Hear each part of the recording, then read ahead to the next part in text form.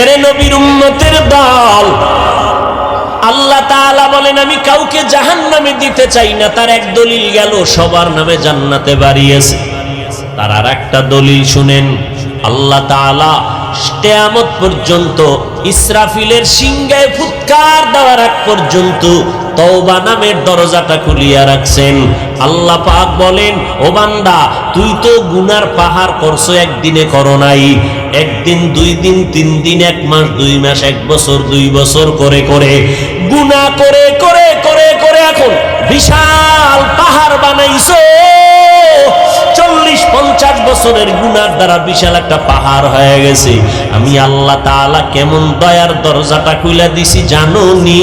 যদি একটু তওবা করার মতো করতে পারো, আমি একটা সেকেন্ডের চোখের পানি যদি ছেড়ে দাও, আমি তোর 50 বছরের গুনাহ একটা সেকেন্ডের মধ্যে মাফ করে দিব।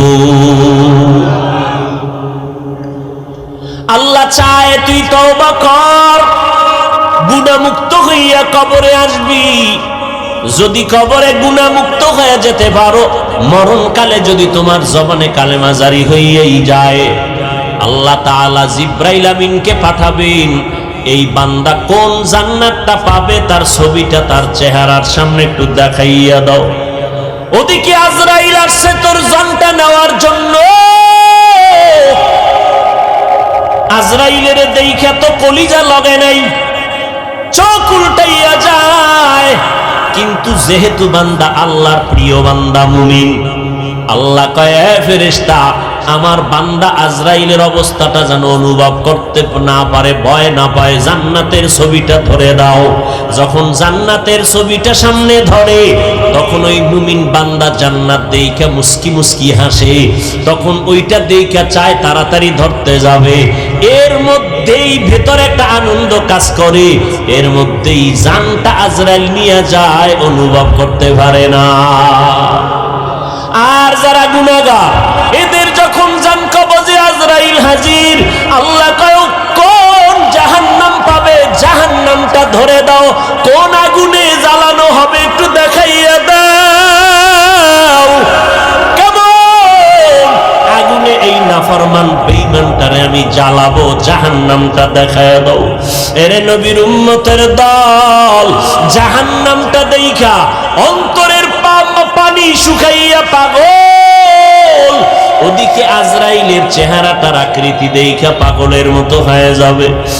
আয়েশা রাদিয়াল্লাহু আনহা বলেন, আমি একদিন তাকাইয়া দেখি আমার মায়ার নবী আমার রুমের একটা কোণায় বয়া চুপচাপ গুনগুন গুনগুন করে নবী কান্না করে। আমি আয়েশা ভয় পেয়ে গেলাম, না জানি কোনো বেয়াদবি আমি করে ফেলেছি নাকি। আমি আয়েশা নবীর পাশে গিয়ে দাঁড়াইয়া বললাম, ও মায়ার নবী,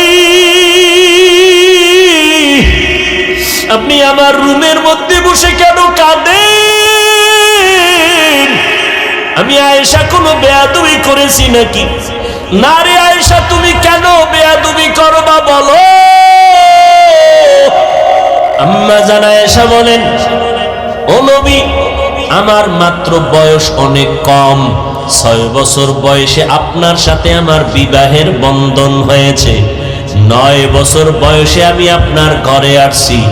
ও পর্দার আড়ালের আম্মা জানেরা, আম্মা জান আয়েশা কান্না করেন, নবী আমার বয়স অনেক কম। আম্মা জান আয়েশার 18 বছর যখন বয়স, তখন নবী দুনিয়া থেকে বিদায় নিয়ে চলে গেলেন। এরে নবীর উম্মতেরা, ও যুবকেরা, ও বৃদ্ধ বাবাজিরা, ও ব্যবসায়ীরা, ও পর্দার আড়ালের আম্মা জানেরা, আম্মা জান আয়েশা বলেন, নবী বেয়াদবি যদি না করে থাকি তো কেন কাঁদেন? নবী বলেন, ও আয়েশা, আমার হাসরের ময়দানের ভয়ঙ্কর অবস্থার কথা আমার মনে পড়েছে, এজন্য কান্না করি। আম্মা জান আয়েশা বলেন, নবী কেমন ভয়ঙ্কর? ও যুবক, পাও দুইটা আগাইয়া দাও, যদি বলো কোরআন মিথ্যা একটা প্রমাণ দাও, আমি এখন দাড়ি ফালাইয়া দিব, নামাজ রোজা টুপি দাড়ি ফালাইয়া প্যান্ট শার্ট পরে চলবো। কিন্তু আজও পর্যন্ত 1500 বছর হয়ে গেল, একটা ভুল কেউ বের করতে পারে নাই। বরং শত লক্ষ লক্ষ বিধর্মীরা কালেমা পড়ে মুসলমান হয়ে গেল।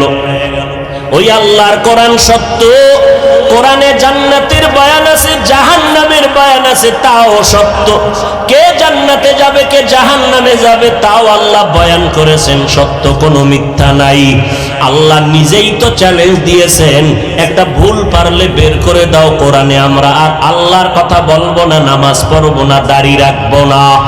কিন্তু না, ও যুবক, আমার মাওলার কথা সব সত্য, আমার মায়ার নবীর কথা সব সত্য। কারণ আমার নবী কেমন মায়ার নবী, 63 বছর জীবনে নবী একটা মিথ্যা কথাও বলেন নাই। কেমন মায়ার নবী আমার, ওই নবীর কথা মিথ্যা হতে পারে না রে বাবা।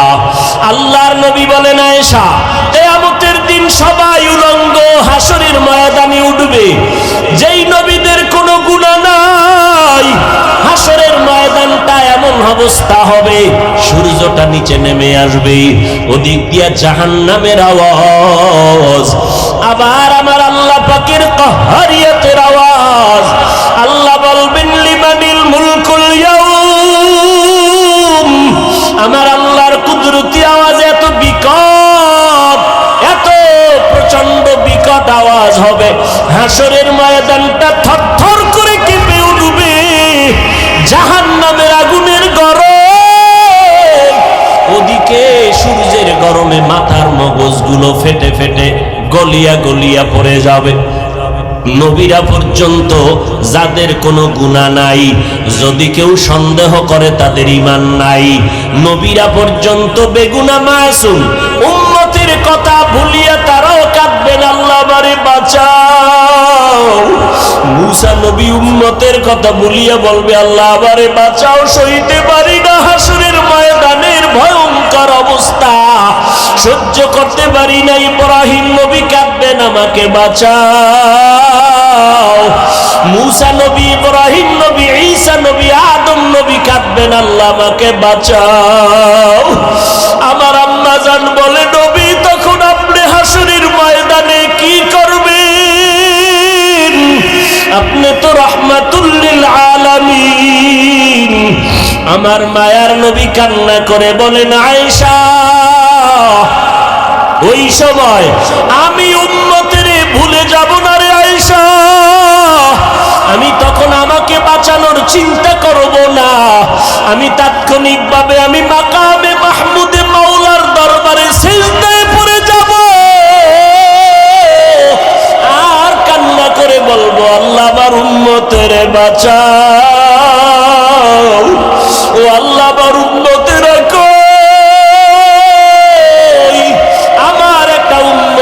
যেন জাহান্নামে না যায়, জাহান্নাম থেকে বাঁচাও। আমার একটা উম্মত জাহান্নামে গেলে আমি জান্নাতে যাব না। ও নবীর আশেকের দলের, আরে বাবা, আজকে তুমি স্কুলে পড়ো, কলেজে পড়ো, বাধা নাই। ও যুবক,